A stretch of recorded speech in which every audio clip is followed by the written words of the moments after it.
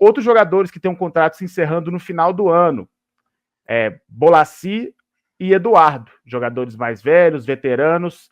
Você acha que eles continuam aí no Cruzeiro? Tem alguma informação em relação a isso?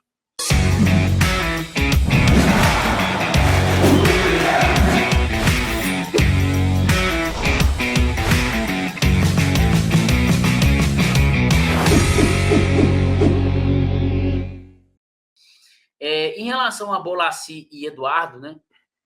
Contrato finalizado no final do ano, tá? Eu até busquei informações, Mike, para saber sobre gatilhos, né? Hoje tem muito gatilhos em contratos, principalmente em contrato de 1 ano, tá? Contrato de 1 ano normalmente tem gatilhos. Gatilhos de produtividade. Número de jogos, número de gols, está entre, por exemplo, se o cara é um defensor, ele está entre os melhores defensores, ou que desarma, ou se o cara é armador ou lateral, se ele está entre os melhores assistentes, sempre tem gatilhos, né? Atrelado a número de jogos.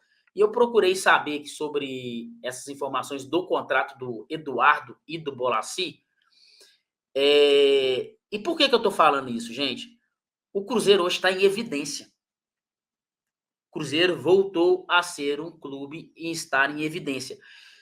Depois que o Pedrinho adquiriu o Cruzeiro e ele começou esse movimento de injetar dinheiro, e ontem nós falamos aqui, o BH está vinculado ao Cruzeiro, gente. Tudo isso traz muita força para a marca Cruzeiro. Aí vem Dudu, Gabigol, poxa, cara. Então hoje o Cruzeiro volta, está em evidência e agora lutando pela liderança do campeonato. Todo jogador no Cruzeiro, gente, todo jogador do Cruzeiro, que começar a fazer 4, 5 jogos bom, regular, ele vai ser procurado, ele vai ser sondado. Todo. Porque a gente vive num futebol, cara, nivelado por baixo. Você pega ali, Flamengo, receita de 1 bilhão. Você pega o Palmeiras, receita também é muito alta. Você pega o Botafogo, que tem um investidor que chega junto. Cara, tirando esses 3, eu acho que só o Cruzeiro hoje, cara, tá pagando em dia, fez investimentos importantes. Você vê, gente, o Atlético não tá pagando em dia. Você vê o Vitória mandando jogador embora, gente. O Botafogo, ele paga em dia os jogadores, mas não paga as compras, né? Isso. Eles falaram esses dias que o Almada, que já chegou, já saiu, já foi campeão, eles não pagaram uma parcela sequer do Almada. Não pagaram. Aí você pega o Bahia, paga em dia, redondinho, mas não vejo o Bahia nesse movimento de comprar jogadores, sabe, assim? Eu vejo o Bahia, assim, faz boas compras pontuais interessantes, paga em dia, mas eu não coloco ele nesse patamar, não, entendeu? Tem ele o Everton Ribeiro, mas eu acho que realmente já não tá naquele patamar, inclusive em alguns jogos não é titular.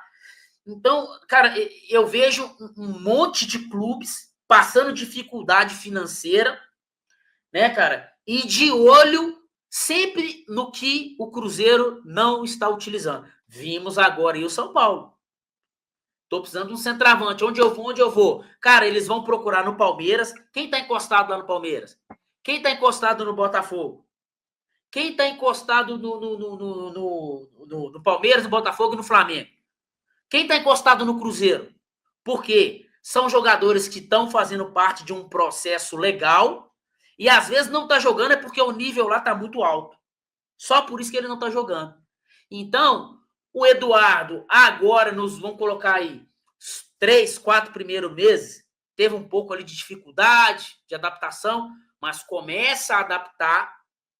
Um jogador que vem sem custo, né? Barato. Bolassi também da mesma forma. Já tem 35 anos. Cara, mas como reserva, estão atendendo e estão entregando. E começaram a entregar agora. Vamos colocar aí, nos últimos 10 jogos, né? Que o Leonardo Jardim colocou o time na forma. Então, são jogadores que, se o Cruzeiro não renova agora, eles entram no período de assinar com outro clube. Mesmo, o contrato só finaliza no final do ano. Mas agora ele entra nos últimos 6 meses, já que é de 1 ano, nos últimos 6 meses, ou ele vai atingir os gatilhos de renovação automática, ou então eles vão receber propostas de outros clubes. E aí, pensando assim na possibilidade, se fosse você, se você tivesse a caneta na mão, o que que você faria? Renovaria com eles? Que tem que considerar também que são jogadores um pouco mais velhos, né? Sim. Talvez tenha uma decadência maior na carreira, tem contrato até o final do ano. Ou você esperaria, levaria em banho-maria ali? Qual que seria a sua atitude? A minha atitude, eu levaria em banho-maria. Eu não me precipitaria agora, tá? Não me precipitaria agora. Ia levando em banho-maria e conversando bastante. Aí é um trabalho que Pelaipe. Pelaipe junto aos empresários do jogador. Inclusive o Eduardo, cara, ele é genro do Bebeto, né? Tetracampeão. Sim, sim, verdade. O Eduardo é casado com a filha do Bebeto. Então, o Pelaipe, mantenha o diálogo com os empresários. Temos interesse, mas agora não vamos renovar, não.